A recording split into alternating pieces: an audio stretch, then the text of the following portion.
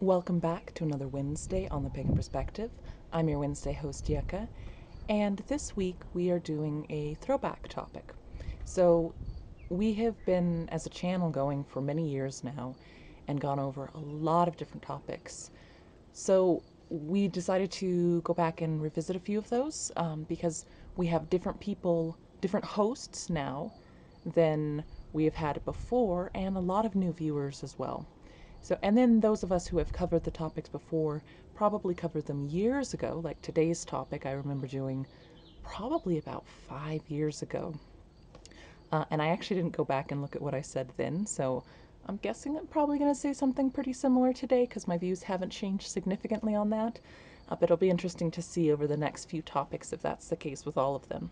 But, anyways, today we are talking about what we wear during rituals. So the question is, what do you wear in your rituals? What are your views on ceremonial attire or working skyclad? Pros and cons of each, meaning that you think each could bring, etc. So, for me, ritual, the components, so the purpose of a ritual is to speak to a deeper part of ourselves, a part that we can't normally reach with our analytical um, front consciousness that we have. And it's something that we reach through symbols and story and a much more primal part of us that I think has a huge impact. That part of us is really the part that runs the show in terms of how we relate to the world, how we really view the world, what we're putting out there, and how we're receiving back, how we're receiving everything from the world, how we respond to that. And that is where a lot of the power in ritual is. So the components of ritual are built to speak to that part.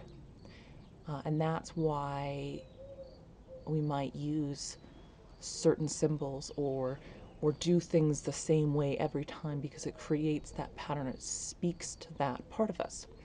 So clothing, or lack thereof, um, is a tool. So for me, in my most of the rituals I do are private rituals, and that there's something that I do by myself. It's not for someone else. Nobody else is participating in them. And my personal relationship with clothing is pretty meh. I don't have a lot of, I'm not someone who really pays that much attention to fashion. I don't get a lot of joy or satisfaction from what I'm wearing. I'm very practical about it. I wear clothing based on the needs that I have. Um, am I going to be out in the sun? What is the job that I'm doing? What is my profession and how do I present myself? So, in the past years, you've seen me present myself differently because I was working in a job that needed it, having long hair, doing it up, having makeup on, that sort of thing. But now I work in a profession where a more get things done, no bullshit, practical appearance is much more desirable and helpful. So that's what I go with. And that's just sort of my take on clothing. So I'm not really very aware of what I am wearing when I'm wearing it, other than, if I'm wearing a little, tank top and there's a bunch of sun out, that's uncomfortable. I want to be covered.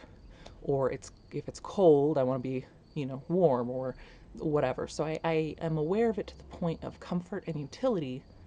But other than that, it doesn't play a big part for me. So my rituals, I don't really pay any attention to what I'm wearing. I pay attention to other things like where I am, what object I am looking at and interacting. Am I drinking a tea? What am I smelling? What language am I using? Those things are things that I personally focus on in my rituals, and clothing, not so much. So if I happen to be wearing clothing, that's what I wear. Um, if I'm not, if it's a ritual that I'm doing in the shower, doesn't make a difference to me. That is different, however, if it is a group ritual or group ceremony. So I do occasionally participate in seasonal ceremonies, or pagan weddings, things like that. And in that case, my appearance is part of the symbols that other people are seeing. So my appearance is part of their immersion and part of their experience. So I'm conscious about fitting that the whatever the need of that ritual is. So if there is a specific dress code to that, or a specific feeling that people are going for, if this is a solstice kind of hang out around the bonfire, dance in the woods, I'm not going to show up in a suit and tie. I'm going to show up in clothing that's more whimsical and that sort of thing, because of how that will affect the other people in the ritual, and the way they feel and the way that they respond to me is going to affect, of course, the way that I feel and respond. So that's really my take on the clothing. It's a practical thing.